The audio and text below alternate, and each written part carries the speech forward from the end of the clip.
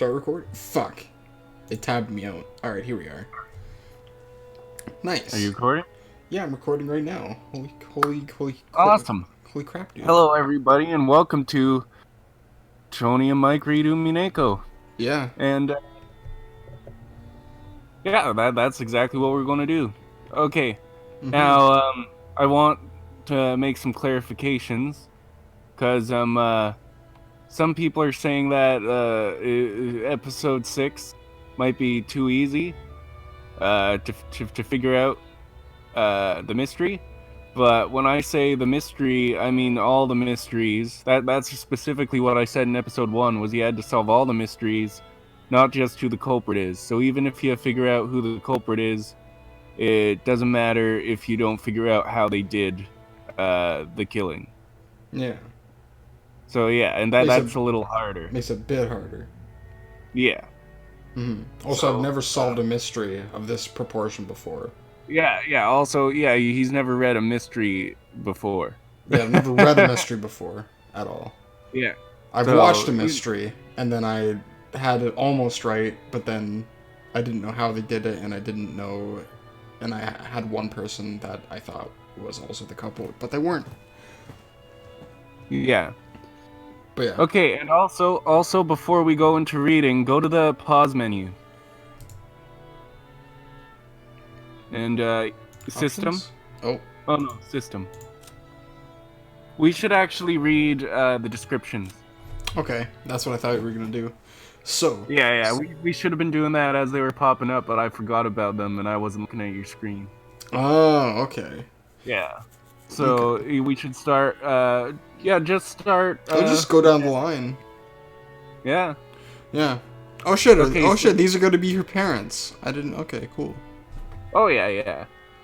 So, you just read the ones that you play, and then I'll read the ones that I play. So we'll go down the line from right to left, I guess. So Jessica down, and then Hideyoshi down, and then Rosa down. Or Eva down, sorry. Okay. So, Jessica, Cross and Natsuhi's daughter.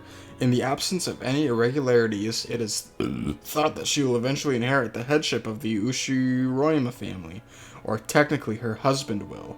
However, she seems to have no interest in all of this.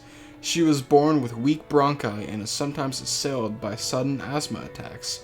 So that seems like it's going to come into play later if they're, like, making this known. Oh, so, maybe. Probably.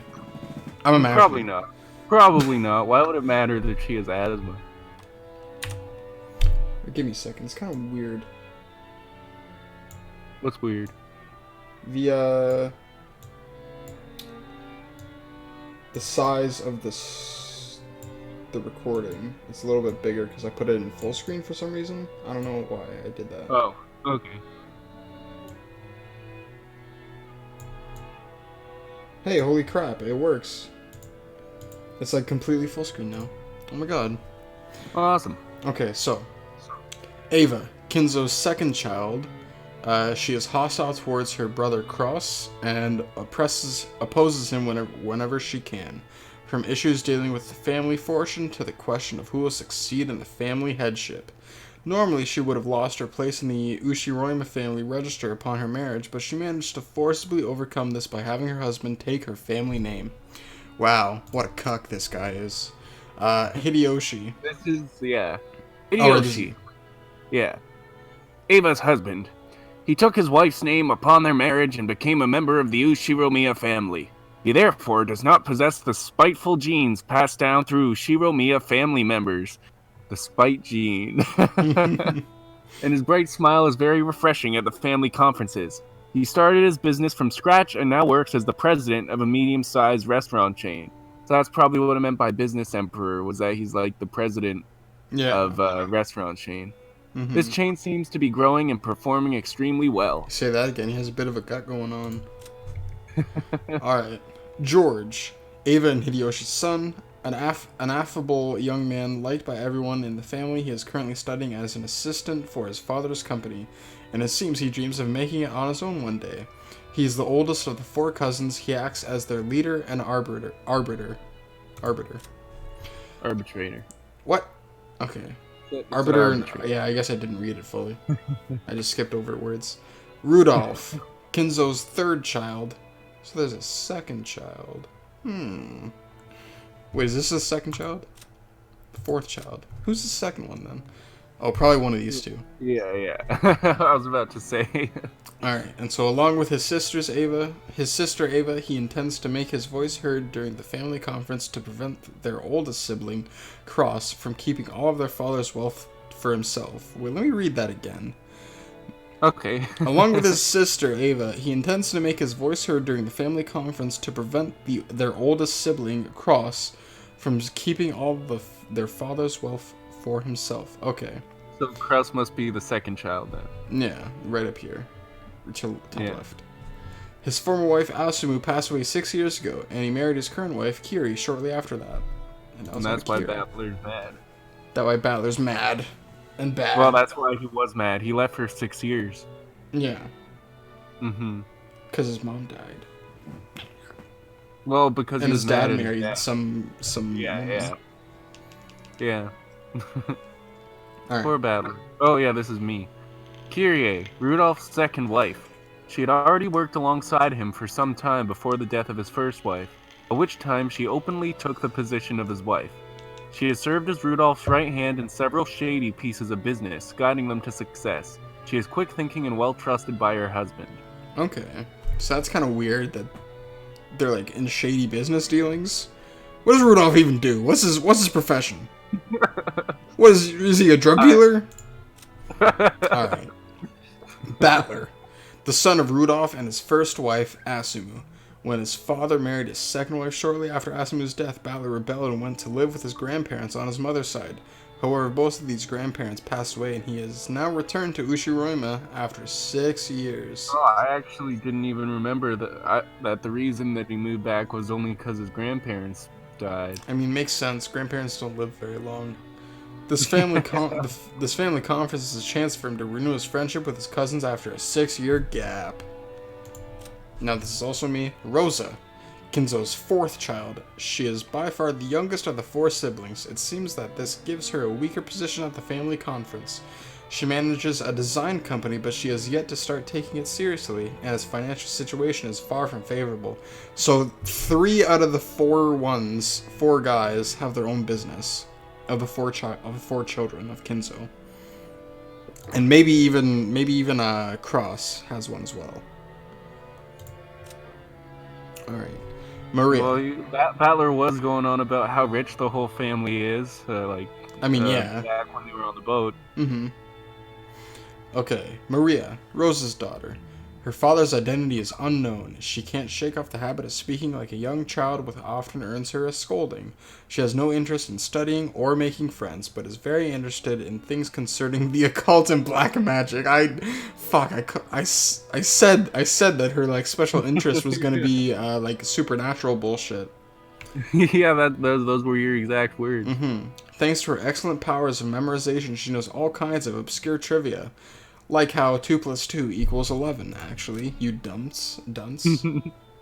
Servant Kanon, a young servant. He performs his duties silently and diligently, but is not so highly regarded as a servant due to his unsociable nature. There are multiple other servants with the On character in their pseudonyms. He and Shannon just happened to be the ones on duty that day. Servant Gohda, a servant hired as a cook. He hasn't served this family long, but through his earlier jobs and previous experience, he has cultivated a talent for entertaining guests. Because of this, he is very highly regarded as a servant. And Servant Kumasawa. This elderly woman is a part-timer who, though she has quit her job several times along the way, has served the family for a great many years in total. She is crafty and more than competent when it comes to performing her duties, but because of her chattiness and love of rumors, she is not highly regarded as a servant. Yep, makes sense.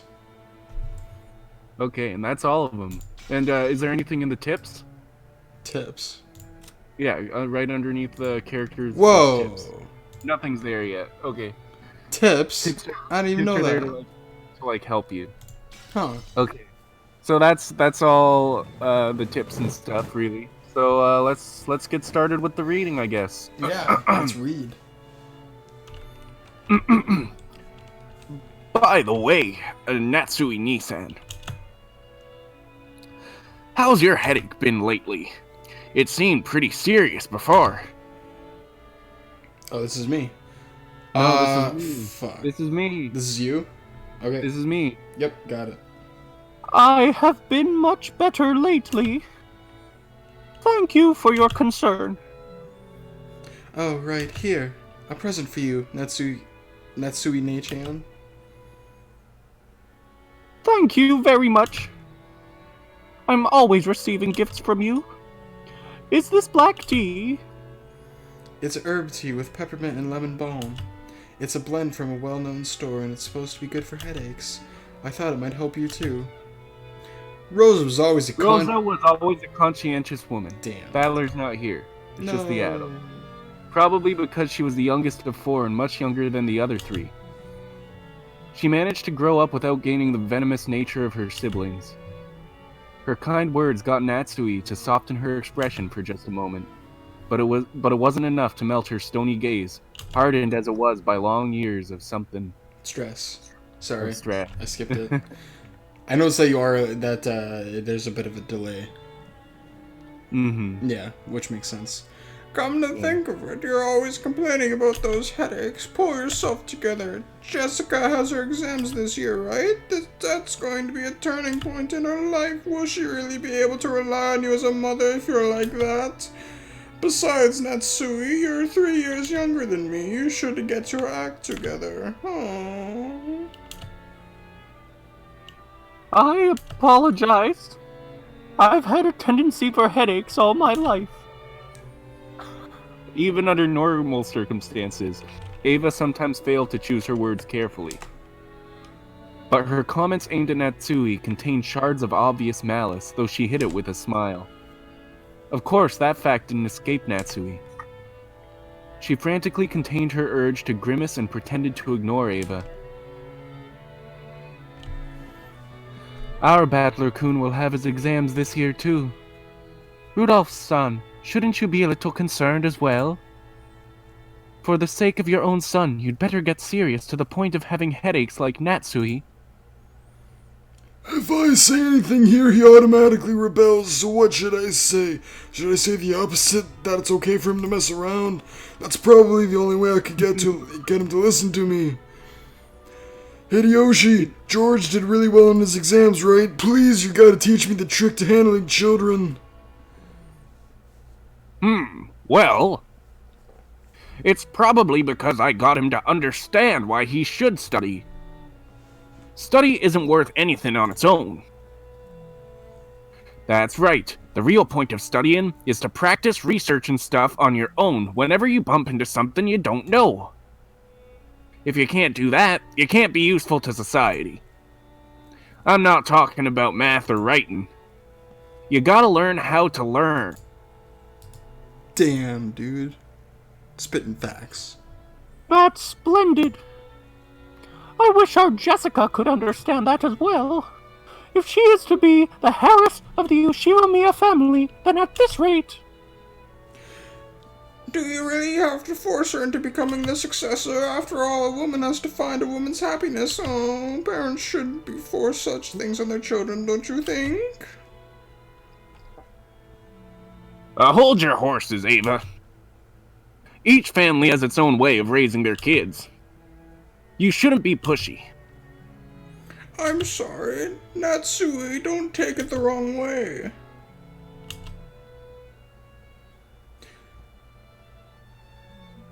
Though the light shining in through the window was quite warm, despite the cloudy weather there was a dark mood about the room, which was probably causing headaches for more than just Natsui. As if to sweep away that mood, Kyrie brightly made a suggestion to all present. Still, this black tea has a really lovely aroma. Let's drink it right away. In Japan, surely you couldn't find something like Leopold's black tea anywhere but Ginza, right? I see, you know a lot about it, Kiri. I guess it was worth going to the trouble of buying it. Kyrie and Rosa stood up from their seats and made as if to prepare the black tea. But Natsui forestalled them. I thank you both, but we can try that later. One of our people will soon be coming to bring some tea, so please relax. Leave it for later, you two. Let's enjoy our welcome drink. Rudolph gave a subtle signal with his eyes for them to sit down again. Kyrie and Rosa understood instantly and obediently returned to their seats. The initial greeting of the guests was complete, so it was time for them to be served some tea. It was embarrassing for the host that the tea was late, especially now that the guests were talking about making tea themselves. Natsui bit her lower lip, frustrated by the ineptitude of the servants who were late bringing in the tea. Seeing her face, Ava immediately started to giggle. Of course, Shannon had no way of knowing what was taking place in the parlor. She came pushing a servant cart piled with teacups. For no apparent reason, Natsui gave her a pained look, and Shannon couldn't help but flinch without knowing what she had done wrong.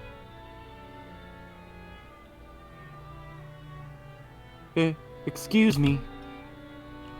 Your tea is ready. Oh, Shannon! It's been a while. You keep getting prettier every time I see you. Oh, thanks. Save the chatting for after you've set the table. The tea will get cold. I apologize, madam.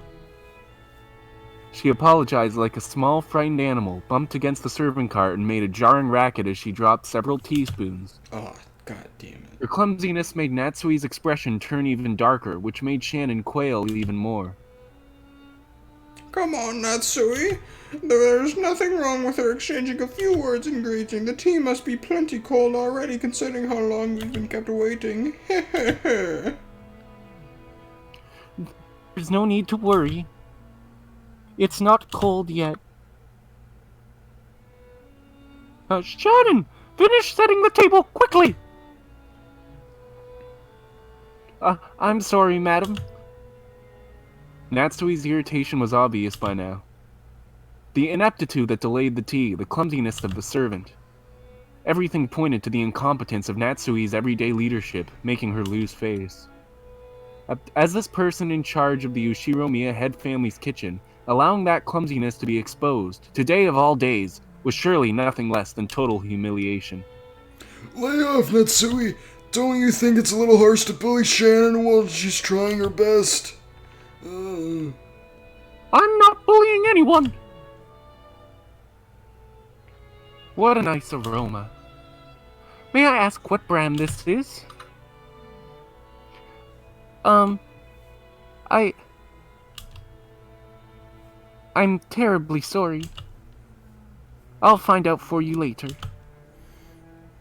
Kyrie was trying to be nice, hoping to cut through the tense mood. However, Shannon had embarrassed herself instead, darkening Natsui's face and the room's mood. By this point, Ava was audibly giggling.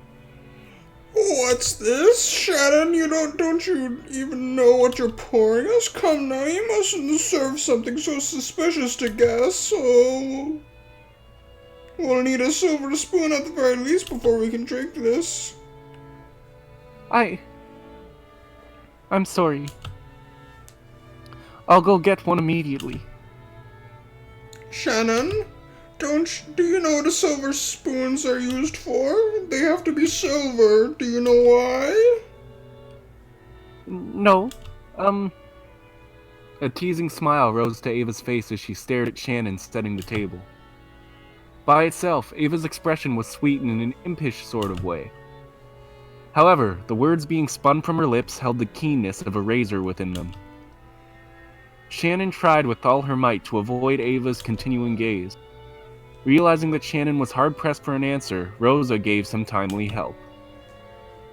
They say that if a silver spoon is touched by poison, it darkens. Guess you've learned something today, Shannon. They were acting as though this tea needed to be tested for poison before it could be drunk. In Natsui's eyes, this was an insult both to the tea and to herself for serving it. Rudolph laughed flippantly and patted Ava's shoulder. Silver cutlery won't do any good for you, Anki. Just one lick of your poisonous tongue, and even a silver plate would turn pitch black. Wahahaha! Since I get to hear that poison tongue every day, I must be poison-proof myself by now.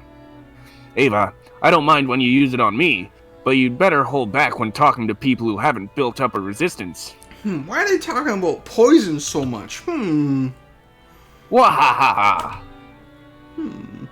My, how cruel. All I did was teach Shannon a bit about tea, didn't I? Everyone followed the lead set by Hideyoshi's horse laugh and chuckled, though not easily. Only Natsui didn't join in, but for the time being, the conversation inside the parlor could now be mistaken for a lively and friendly chat.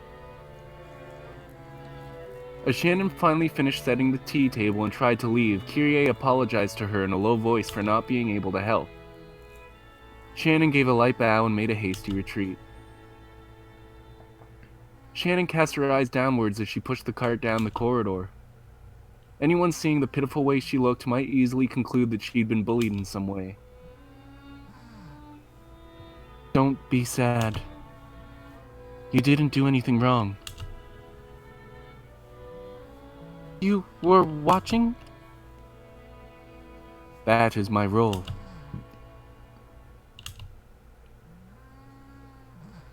Madam and Ava can go to hell. But the worst coward is that guy. Kanon glared hatefully in the opposite direction of the parlor. The preparations for the tea had been delayed by some trifling problems in the kitchen. These problems were not Shannon's fault. In fact, it had been Gohda's mistake. After all, there was no way a show-off like Gohda would give up a flashy job like bringing in tea when the guests arrived. He had ended up wasting time preparing the tea once again. So when he realized he wouldn't be able to score any points for this job, he pushed the task of setting the table on Shannon, who happened to be passing by.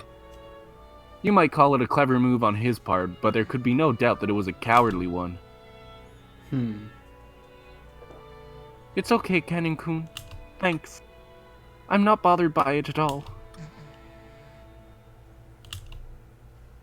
Kanon's silence vividly expressed the distance between Shannon's words and how she actually felt. Thank you. Even if you're the only one who understands, I feel a bit better.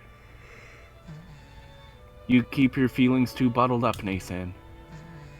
You should be less hard on yourself for once. Yeah, thanks. Suddenly, they both felt someone's presence and whirled around. A middle-aged man stood there. It was Genji, the head servant. What are you doing there? Shannon, hurry back to the kitchen. Yes, if you'll excuse me. Shannon humbly obeyed and promptly made to push the cart and leave. However, Kanon appealed to Genji in silence, bearing something in his eyes that he could not express in words. What is it? Did something happen? Shannon didn't do anything wrong. But even so, they...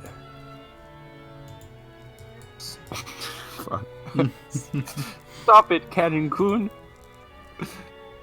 Please excuse me. I'll return to work immediately. Kanon, you should go back to your post too. Please. If you say so, Nasan. Lee-san. If that is all, then go. Yes, if you'll excuse me. From the shadows in the hallway, an old woman watched over them. It was Kumasawa.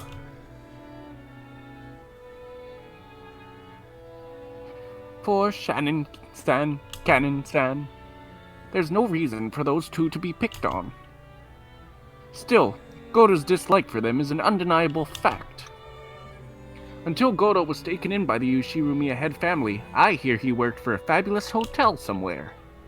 The manner of work he learned there was quite impressive, I believe. It's just that Gohda is the newest servant here.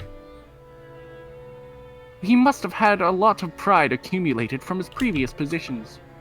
Because Shannon and Kanon are seniors here at the mansion, and yet are inexperienced and have gone through much less in life than he has, he picks on them at every chance he gets. And also, sad as it may be, they are disliked by Natsui too. Of course, if we're talking about experience, the madam has been in this family much longer. And yet, this is one point where I cannot help but sympathize with the madam as well. Truly, the master is a man with many sins on his conscience. Why didn't he realize that such a trifling whim of his would give the madam such an inferiority complex? Of course, on the inside, even the madam is fully aware that those two don't deserve to be treated so harshly. However, the heart has reasons that reason knows not. Ah, I feel so sorry for them. I can't do anything but watch over them from the shadows.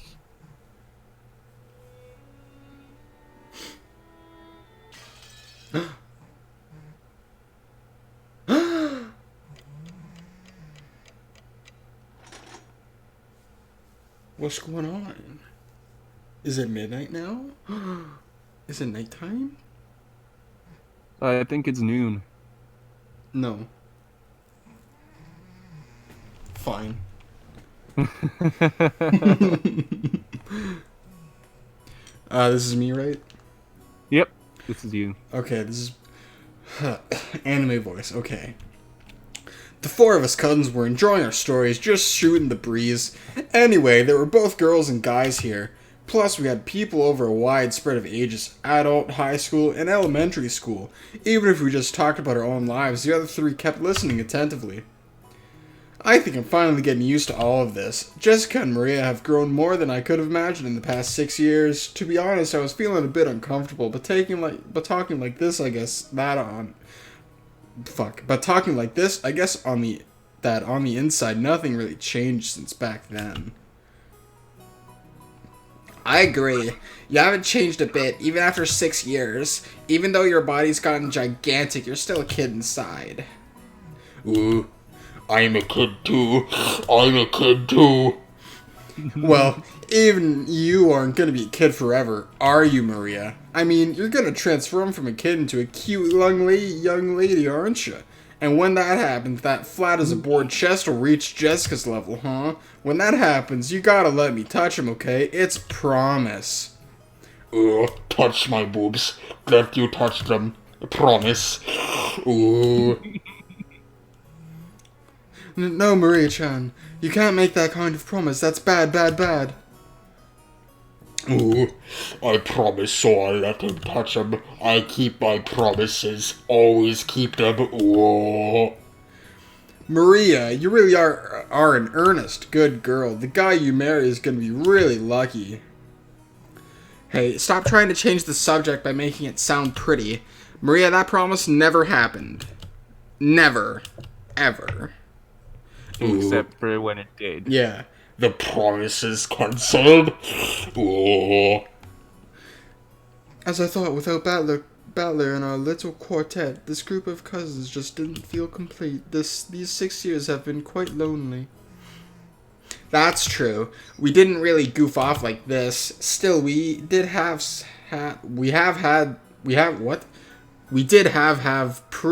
pretty constructive. Oh shit! We did have. Yeah. Some pretty constructive conversations, right? Stuff about preparing for our future, exam taking, finding jobs. I didn't even notice that, but it's because the one half was there and the other half were there. So yeah, exactly.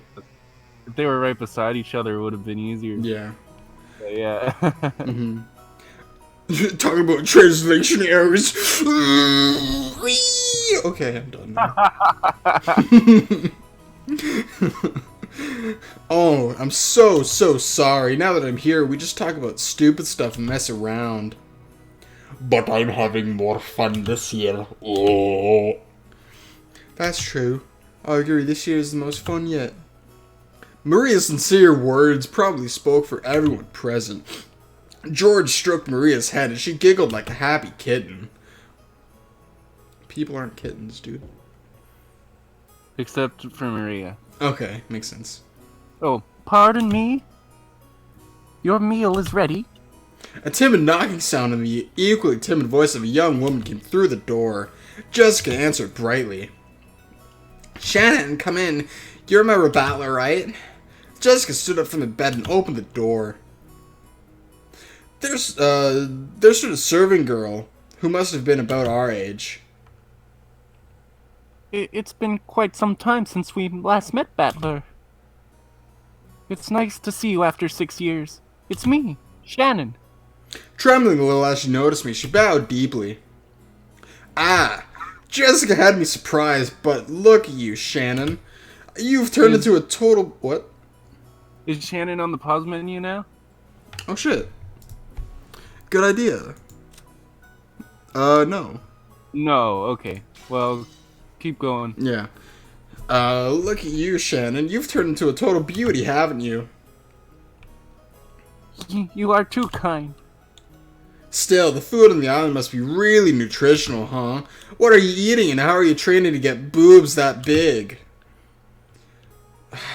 Guess I'll have to feel them a bit and see whether yours or Jessica's are bigger, okay? With both hands poised and saliva dribbling from my mouth, I closed in. For the sake of justice and my personal honor, I like to point out that I don't suffer from some strange disease that makes my lymph nodes itch until I scratch my neck and which can only be prevented by fondling breasts. This is just a Battler-style method of communication. If I slowly close in on her like this, odds are 8 or 9 out of 10 that I get slapped clobbered, right? So I can use this Battler sound, my original technique, to spark a gag like that and break the ice. Well, it also means I really do get to touch them on that 1 in 10 chance, though, right? Like that had ever happened. And then it happened. At that point, my hands were less than a centimeter away from Shannon's boobs, but the counter-strike had yet to come. She blushed and lowered her head in embarrassment when she realized what was going on, but she just stood there with both hands politely joined in front of her, not even trying to resist or cover her breasts. Hey, I wasn't planning on this. Please hit me right now or I'm seriously gonna touch your boobs. Which is why I was glad that Jessica chose that time to drive her elbow into the back of my head. Yeah, ow, thank you so much, Jessica. Why the hell are you thanking me? Seriously, my bad, Shannon. I almost got overwhelmed by your hypnotic chest. More importantly, anyone who gets that close has got to be a molester. You've got to fight back when people do that. But you are an important guest, Battler. Now, look here. A pervert's a pervert whether he's a guest or not. A girl's chest has gotten an air defense identification range for about 10 centimeters or so. Once someone trespasses within 2 centimeters, that's already an invasion of airspace, so you'd better scramble the jets immediately and give him an instant slap. I couldn't do such a thing. Because we are, furniture. Of course you didn't want a breast touch, but if a guest so desired, she was prepared to sacrifice herself to suit their wants. A girl like this needs some urgent protection. To think such devoted girls still exist in this era, it's enough to make a man dizzy. But no. No! I'm coming at you with a perverted face again. Knock me down. Look out, pervert on the loose. This gag can't end until you deliver the punchline, so slap me, please. Hit me. Fucking... What the fuck? I cannot fulfill your request. Because I'm furniture. But if it were an order, I'd obey you. Because that is my duty. Aha, then I'll make it an order. The next time Battler tries to touch your breast, counterattack with a slap. Got it? Yes. As you wish. From now on, that's what I'll do. Please understand, Battler. Shannon announced this while bowing elegantly to me. Her expression was radiant. I gave her a thumbs up to show her I was fine with that. 6 years ago, you might have been mistaken for a servant's daughter who lent a hand at your parents' work. But now you're a full-fledged adult servant. How long have you been working here? Well, I've had the pleasure of serving this household for about 10 years. She's She's probably in the pause menu now, I think. Probably, yeah. I think it's when they show the Japanese name is when it shows. Yep, there up. it is. Yeah. Okay, this is you. A young servant Shannon, a young but experienced servant. She's normally calm and performs her job efficiently, but she messes up when she gets nervous. Furthermore, Shannon is nothing more than a pseudonym that she uses when on duty, not her real name. Ooh. Wait, are all the servants branded? Look at her leg. Yeah. I don't think that's a branding. Maybe just decoration? I don't see it on this guy. Yeah. That guy's new, though. And I don't see it on her. Alright, whatever. She's that! The kanji for her name is Areta Shannon. Now, here's another name that's far from typical for a Japanese person. Back in the day, I was a kid myself, so I accepted her name without paying it too much attention. Thinking about it now, though, her name's pretty unusual, even though she's not a member of the Ushiroyama family. Maybe it's like a servant's professional name or something. If so, that might explain why her name's so similar to Kanon, that kid I met earlier in the Rose Garden. She's a long-term servant who's served here since she was 6 years old. Her appearance had changed so much that I couldn't match her to the person of my memories, but we both knew each other 6 years ago. That shy part of her had always been there, but she did seem to have developed the allure you'd expect of a girl her age, especially in her breasts. Yes. Especially. God damn it. That kid we met earlier, Kanon, is her little brother. He's not exactly my little brother. Still, he loves me like a big sister. He didn't cause you any trouble, did he? Ha! He's the same as always. If only he were just a bit more sociable. I apologize if he's caused you any trouble. Nah, he didn't cause any trouble at all. As a fellow man, I understand how moody you can get at that age. It's no surprise he's unsociable. Ooh, I get called that all the time too. I get called unsociable, murderer, just like Kanon. Ooh. That's not a good thing. You aren't unsociable at all, Maria. Ooh, wanted to be like him. Ooh. You said the meal was ready, right? Yes. I'm sorry. Your meal has been fully prepared, so please allow me to guide you all to the mansion. Whoa!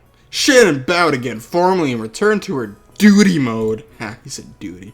We realized that if we made her stick around for any more light conversation, it would actually make it harder for her to do her job.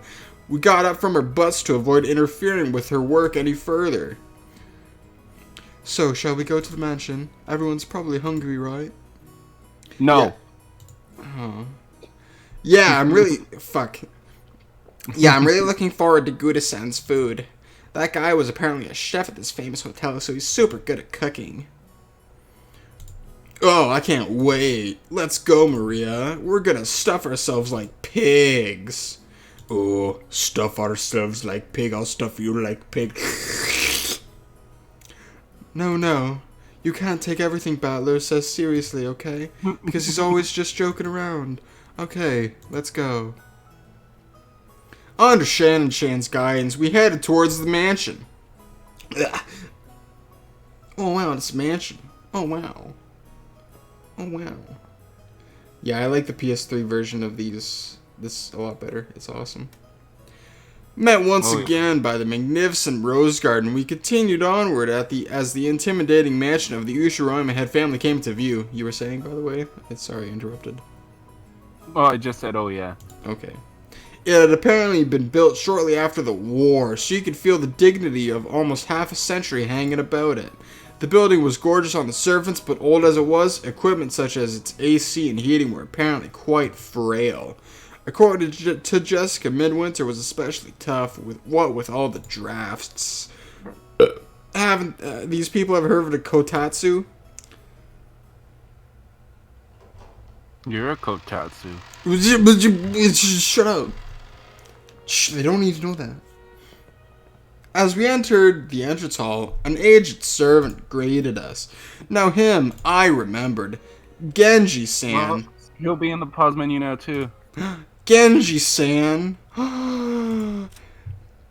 Servant Genji, the leader of the servants who work for the Ushiromiya family. He has served Kinzo longer than any other and is the person most trusted by that old man. Since he serves Kinzo directly, Kraus and Natsui think of him as being a spy for Kinzo. Strange. We've been working here longer than anyone and filled the role of head servant. Battler Sama, it has been quite some time since we last met. As our eyes met, he greeted me with a calm, composed voice. His bow wasn't as graceful or refined as Gohda's, but despite its simplicity, it communicated his feelings very well. Oh, Genji, it really has been a while. You look well.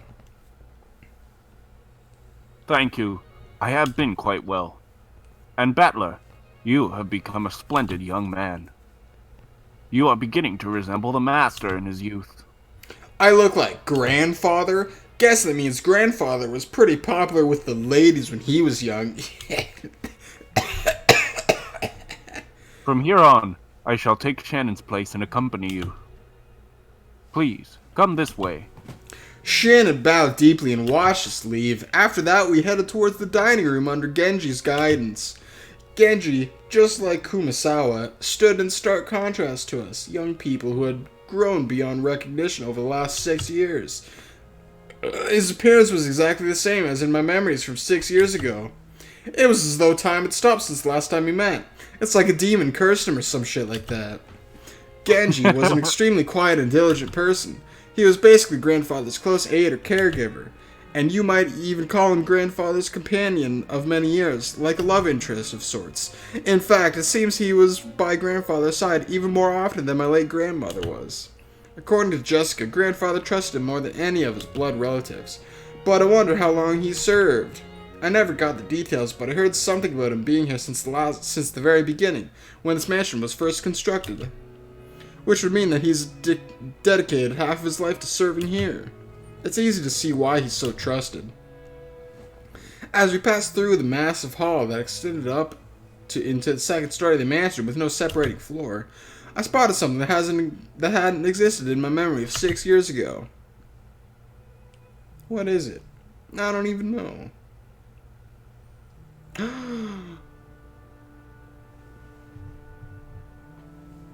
Whoa.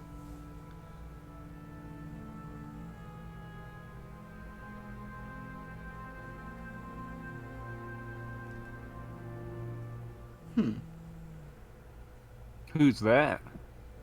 It kind of looks like Rose a little bit.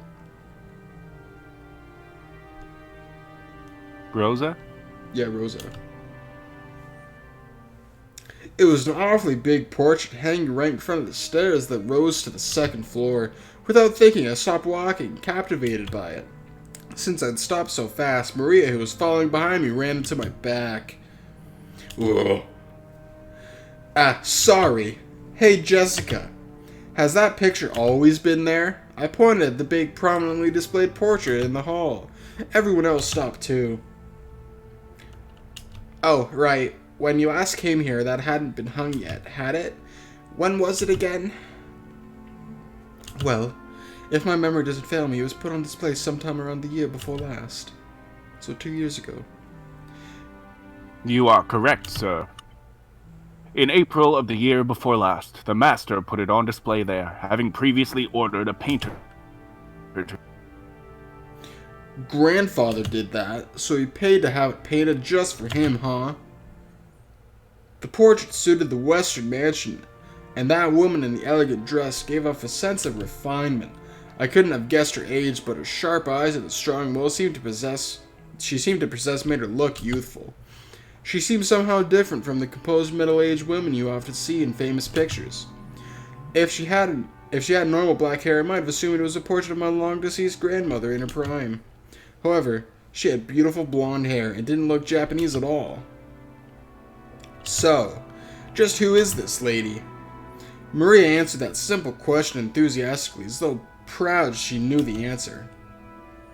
Oh, I know. She's Beatrice. Bea, what?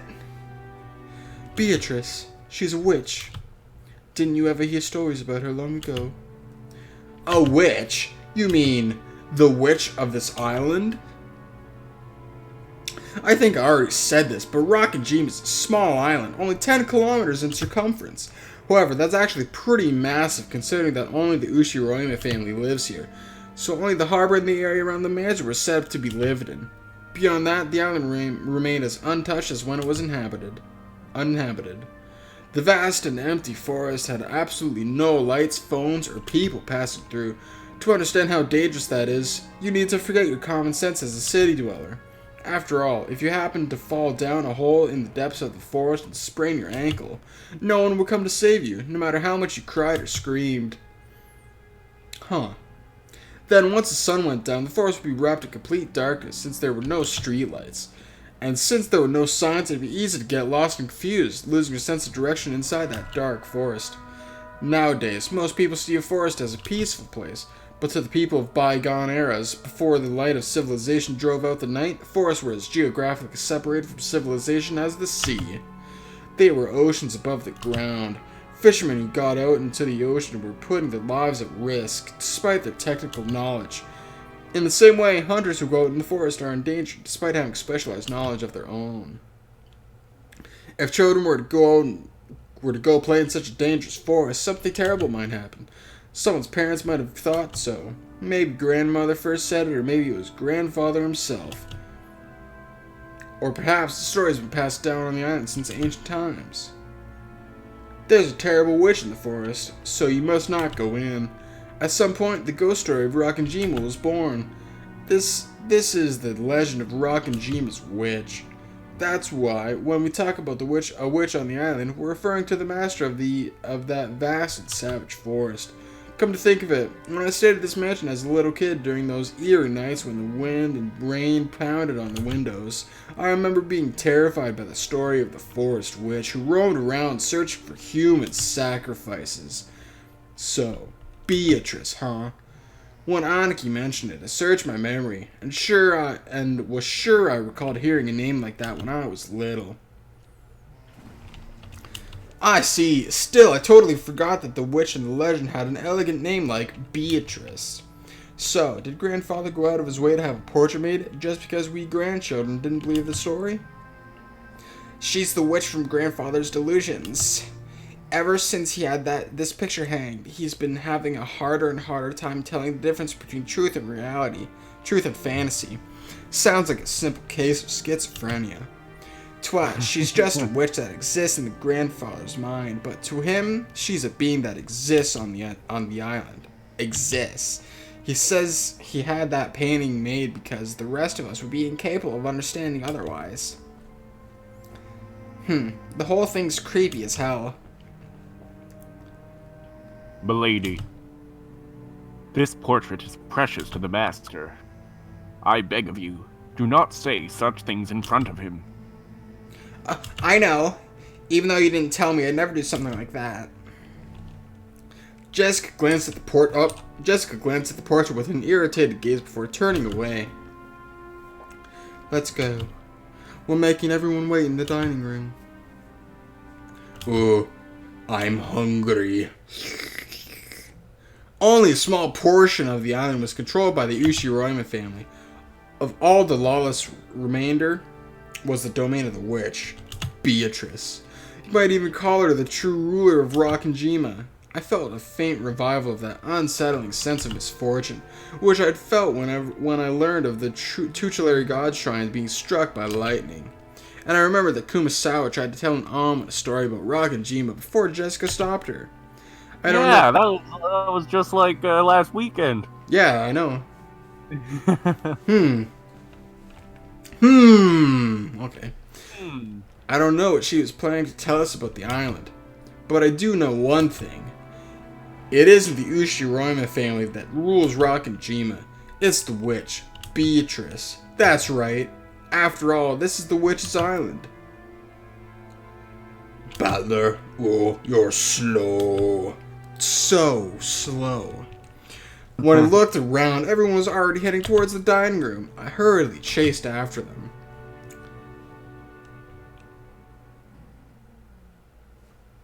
We walked up to the huge double doors that led to the dining room. Genji knocked. I have brought the children. Please pardon the intrusion. The doors were open and we were invited inside. Reading's hard. Wow. The dining room, which looked exactly like you would imagine a rich person's dining room to be, had a super long table that was obviously positioned with no purpose other than to make the guests conscious of their rank. Our parents were already sitting in accordance with that ordering. "You're late, brats! Hurry up and take a seat!" The old bastard pressed us to sit. The only gaps in that group of people were the spots we were supposed to sit, which only made us feel our tardiness all the more. The seat at the head of the table, called the incipients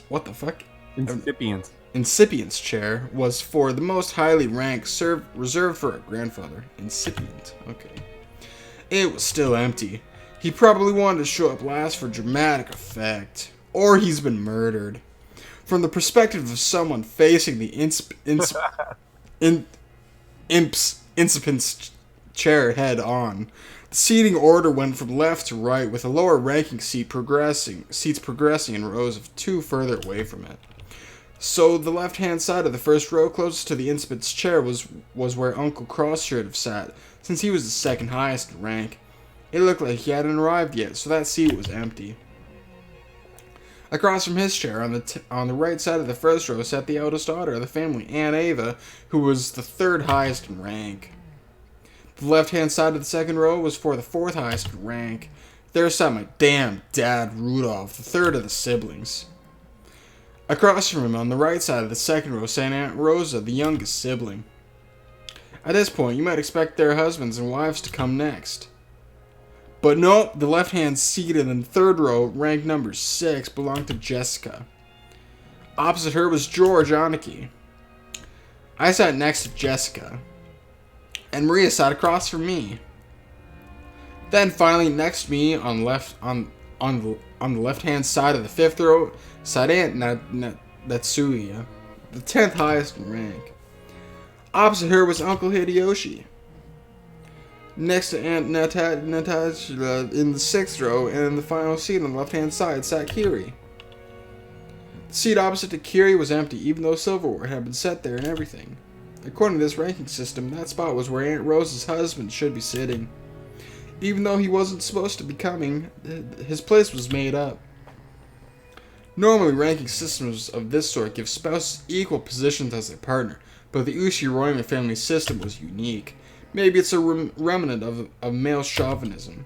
If you start with the assumption that a woman's womb is just something to be borrowed, then the children of direct descent would come first, directly followed by the grandchildren. In other words, spouses have no blood ties and are therefore placed at the end of the line. It's terrible, but by this system, my grandfather would be ranked even lower than me if she were still alive. In their youth, they obey their father. After they get married, their husband. After aging, their children. That's the old saying, women have no home in any realm. Long ago, when I was still incapable of figuring all this out, I thought it was so great that we could all chat in our little groups, adult siblings with adult siblings, cousins with cousins. However, now that I can re-examine the seating order after growing up a bit, it stirs some very complicated feelings in me. Aunt Nasua, who was married to the eldest son, who was de facto number 2 in managing this family, sat to my right, which means that she was 2 steps lower than me in the ranking order. It was hard to imagine what might be going on inside her heart.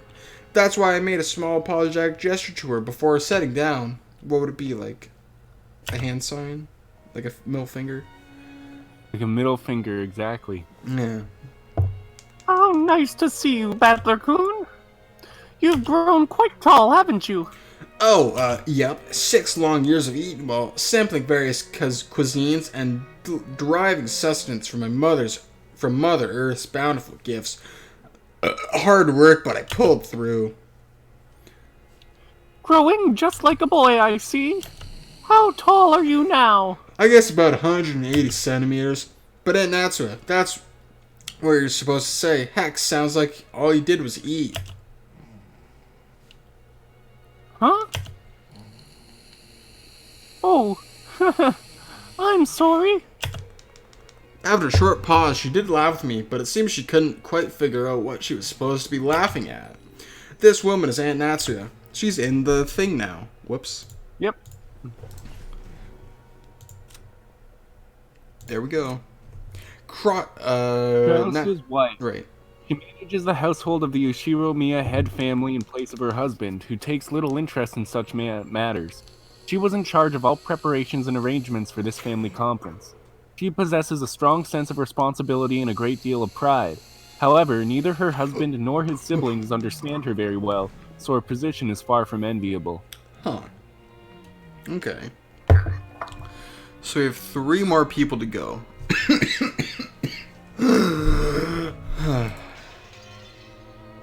She's the wife of the eldest son of the family, meaning she's my father's oldest brother's wife. What the fuck? Is it simpler if we can just call her Jessica's mother? Yeah. It feels bad to say it like this, but while I didn't exactly dislike her, I don't particularly like her either. She's hardly ever spoke with us kids, and all my memories of her involve her talking to the adults about complicated things with a scary look on her face. In fact, since we hardly ever exchanged words, I spent a long time trying to figure out how I should approach her, though my efforts seem to have ended in failure. The silverware sat neatly on the table, but the meal itself hadn't been brought yet. As a general rule, you couldn't start a meal until the person sitting at the head of the table arrived. So as long as grandfather didn't come, lunch would be put on hold indefinitely. Not even the appetizers would arrive. Simply put, the silence in the room was caused by our parents enduring their hunger while they waited for grandfather to arrive. However, the grandfather from my memories would always show up on time to meals like this. He was the kind of person who would never be so late that it kept everyone waiting, especially after the entire group had arrived. So it sounds like he's definitely changed a lot. Yeah. So, grandfather's pretty late. As far as I can remember, he was always strict about time. Well, that might have been true 6 years ago, but it hasn't been that way lately. In fact, he's off in his own little world so often that he doesn't even show up at family meals. Still, I figured he'd at least come down today. Then again, I feel a lot more relaxed and happy without him. Jessica! When her mother scolded her, Jessica stuck her tongue out and looked away. No way around it. Might as well wait until her host arrives. When I glanced at the clock, I saw that it was almost 12:20. Way too late for lunch.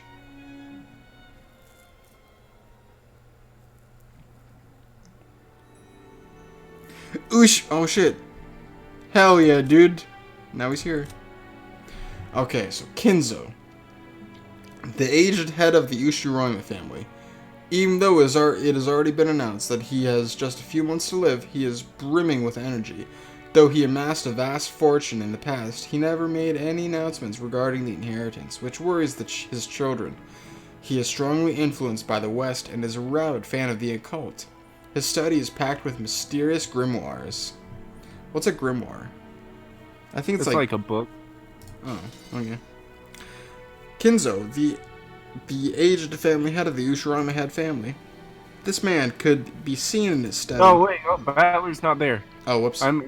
This man could be seen in his study. The clock had already passed noon, but he didn't even attempt to rise from his seat. With his spectacles on, he built up a growing pile of books with elaborate bindings, which he then read intently. You couldn't really say that he was having too much fun to stop.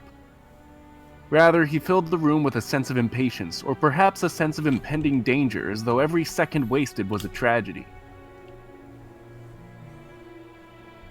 In this sealed room, a dense dust danced through the air, which was thick with the stench of chemicals that exuded a mix of suspicious odors.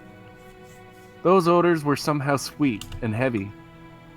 If anyone with a normal nose came in here, the first thing they'd do would be to open a window and ventilate this room. The knocking against the study door had been going on for a while. A voice calling "Father" sometimes mingled with the knocks. As Kinzo heaved a deep sigh, he snapped shut the old book in his hands and slammed it on the table. Then he yelled at Kraus, who was still knocking on the door. I think his name, silence! Even with that racket, you fool. Enough with that racket, you fool. Who told you the door would be opened if you but knocked? I'll crucify the imbecile. Do you wish to suffer the same fate?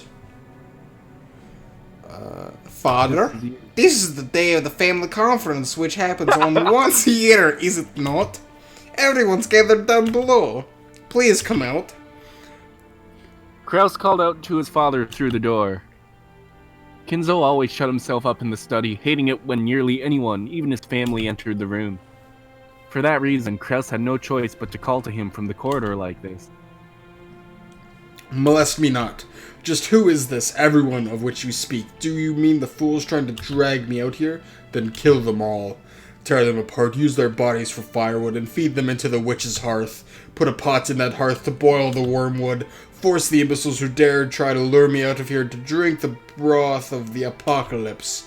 I will soak their dregs in liquor. Ah, where is Genji? Call for Genji. Have my demonic absinthe prepared. The whispering of the green fairy reaches me no longer. Oh, where is Genji? Bring him here! On the other side of the door, Kraus, Nanjo, and Genji kept waiting for the master of the house, who stubbornly refused to come out. Oh god, I love this guy. Huh? Looks like he hates me to the core. My voice doesn't reach him anymore. Kraus shrugged as though saying it's no use and smiled bitterly. From the beginning, he hadn't really expected his father to respond to his calls. However, since it was the duty of the eldest son, he had tried as a formality. Kinzo-san, your sons, daughters, and grandchildren have come to see you, have they not? Could you just let them see your face, if only for a short while? Shut up! Be silent! You dare admonish me, Nanjo. I've never told anyone to get you. I told them to get Genji. Now call for him immediately. Time is short and the apostles are already readying their trumpets. So why can't you foolish sheep understand? Kinzo slammed an old heavy book against the table over and over. That racket clearly expressed his great displeasure. Kinzo put his spectacles down and flew up from his chair. He spread his arms wide open as if to sing to a packed opera house, as if appealing to someone, and yelled, Why? Why is there always something in my way? I would throw it all away. I would offer up everything, and there is only one thing I ask in repayment. Oh, Beatrice, if I could see your smile but one more time, I would plunder the smiles of the earth and offer them all up to you. Oh, commanders of the legions of locusts, reap the smiles of the earth. Everything is filthy, everything is irksome. Why must I suffer this impediment of the most precious of days? Call for Genji.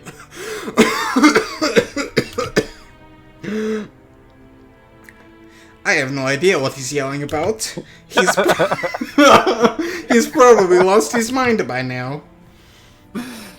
Kraus, isn't it a bit harsh to say such things of your own father? My father is already dead. There's... Oh my Moshinaru. There's nothing here but a phantom of what father once was. What the fuck is his voice now? At any rate, as long as he has no intentions of coming out, there's nothing we can do. Kinzo. Choking coughs continued to pour from the study. I'm going back downstairs. It would be a waste to let the fruits of Gohda's prized cooking talent get any colder.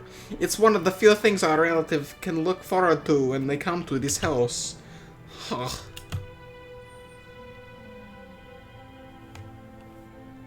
Kraus spun around. He looked at his watch, mumbling and acting as though he had wasted time doing something he knew would be in vain. Genji, father is calling for you. Keep him company. Certainly. Dr. Nanjo, let's go eat. If we stay here any longer, the sweet scents will ruin our sense of taste. Without waiting for Nanjo, Kraus went downstairs. Genji urged Nanjo to go and eat. Nanjo glanced between the study door and Krause's back as the latter disappeared down the stairs, then let out a deep sigh. Sorry, Genji, but please allow me to leave this in your hands. Yes. Oh, yes. Please leave it to me. Do what you can to avoid giving him alcohol. That's a habit that's far too difficult to break. Is Genji not here yet? Who dares keep Genji from coming? Where's Genji? Call for Genji!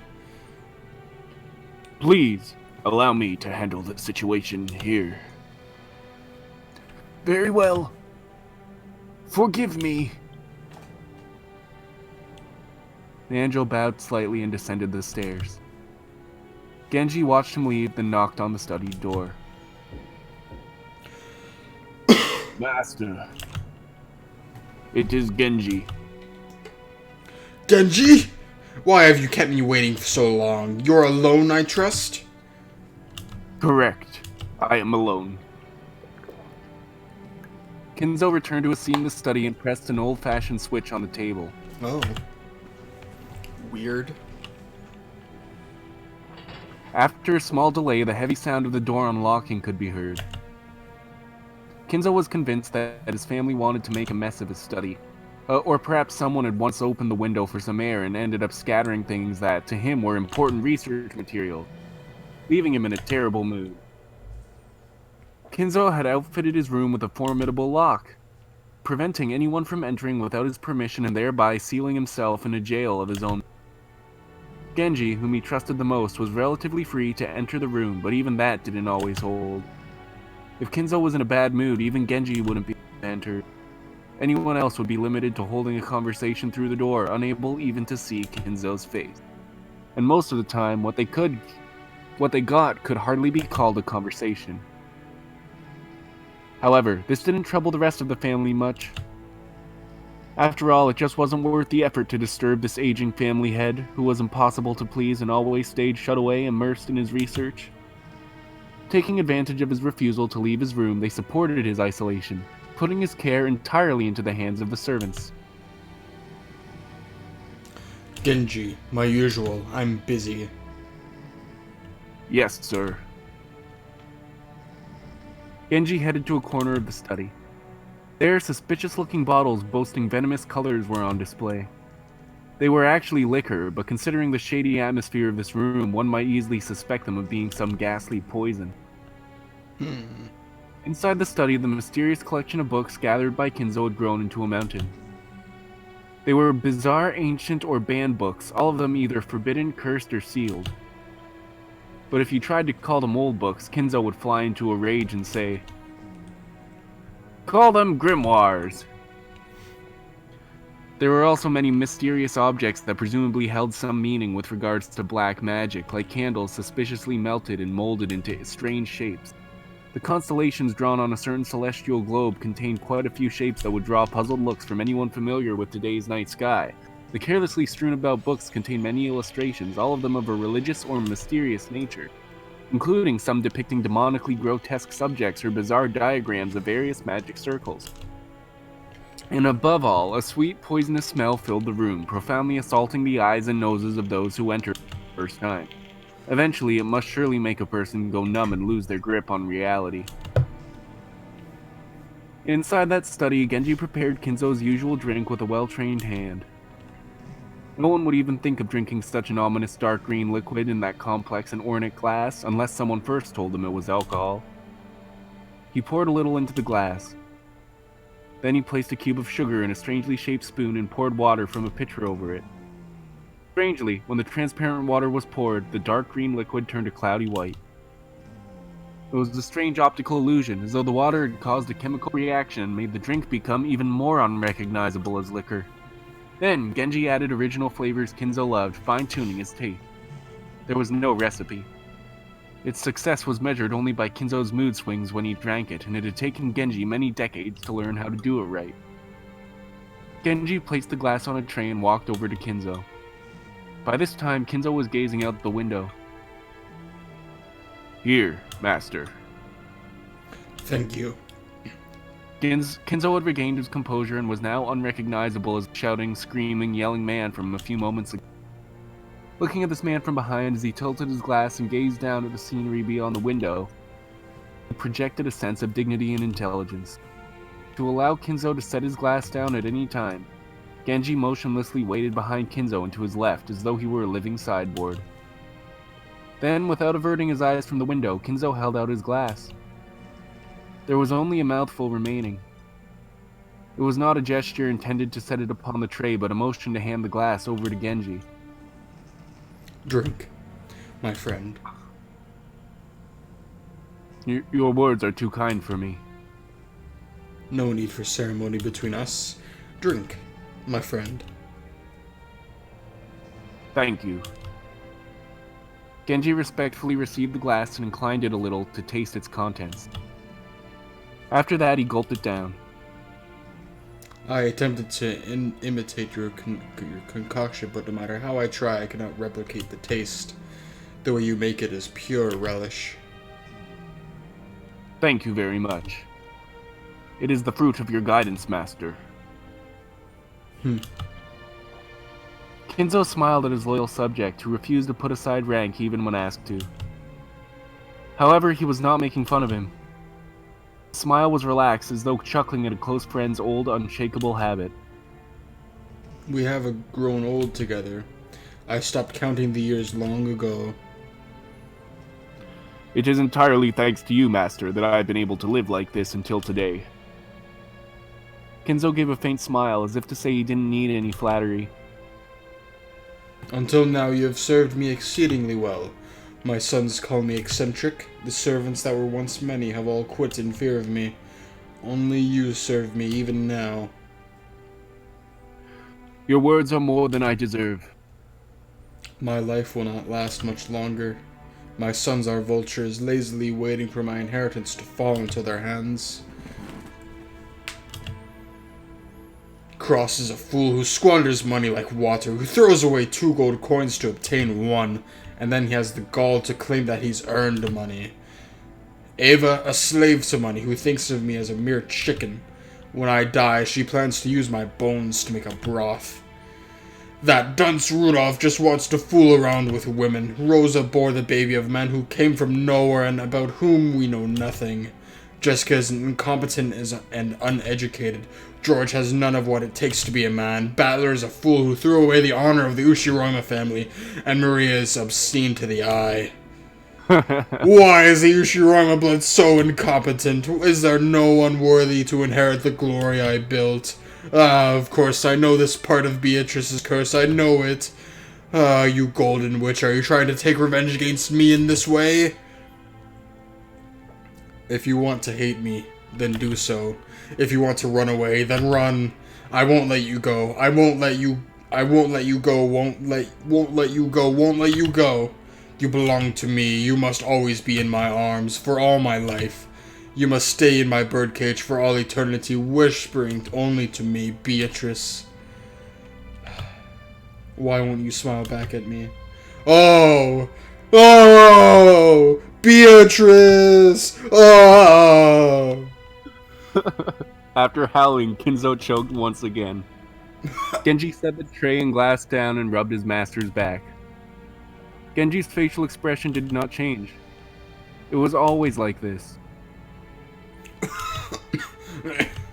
Thank you, my friend. When his seemingly deranged fit subsided, Kinzo regained his composure once again.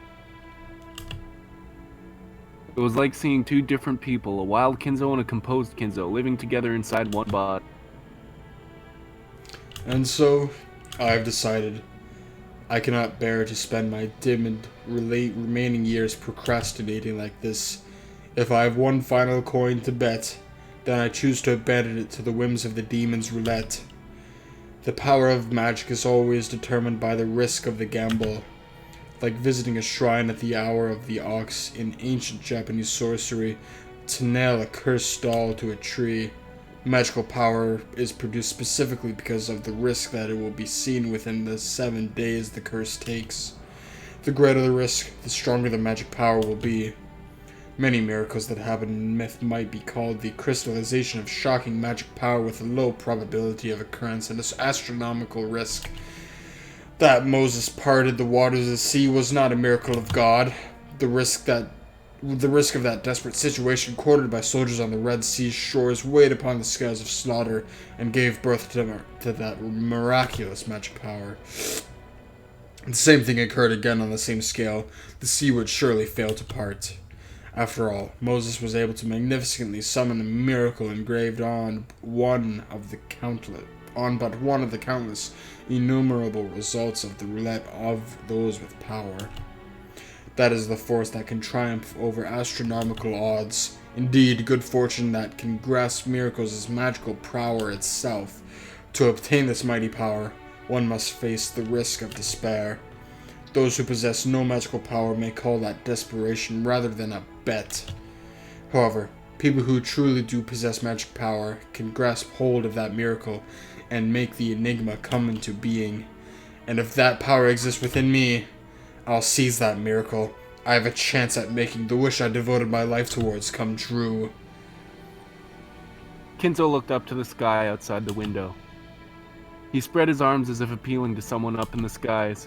If only I were capable of grasping that miracle. Oh, Beatrice, show me your lovely smile once more. No matter how much time passes, your face does not vanish. I just want to see your smile, that is all. I'll return everything to you granted me.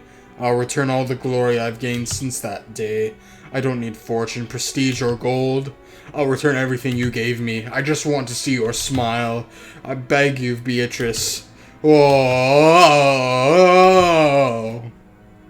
His nonsensical yells became a scream, and then a wail. Kinzo slumped to the floor, tearing at it with both hands. Genji had no choice but to wordlessly watch over his master's lamentations. Shit.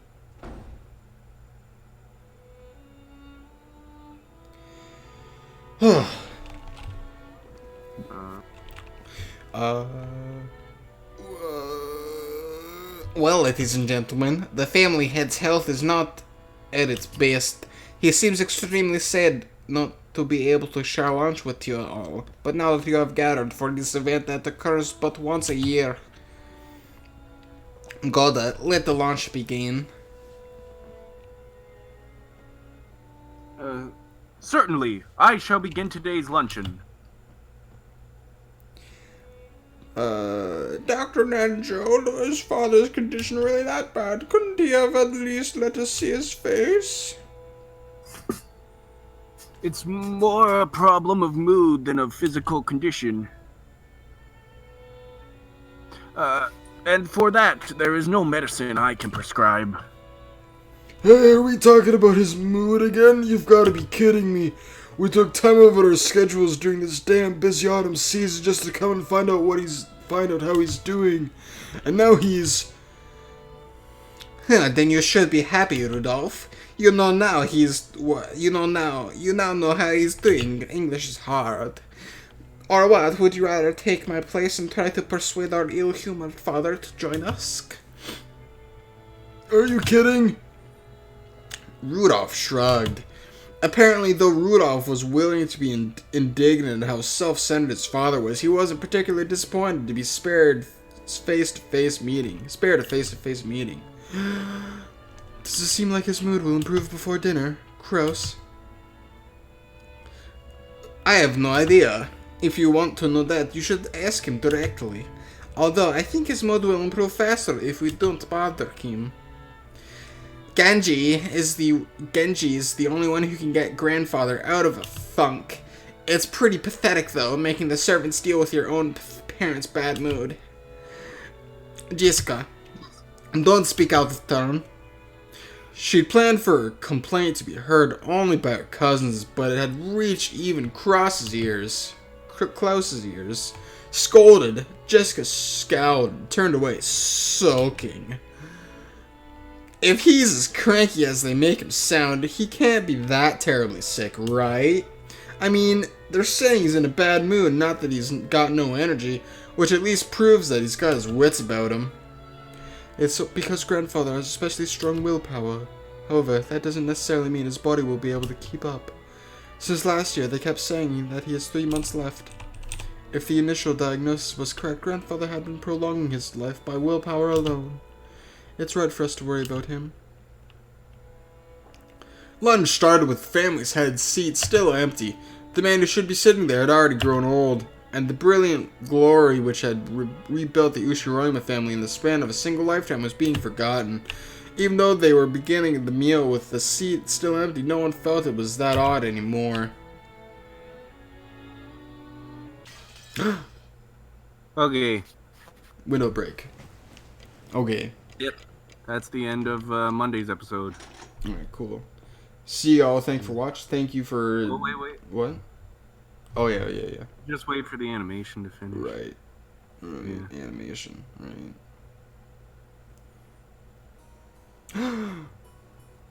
Wow. Okay.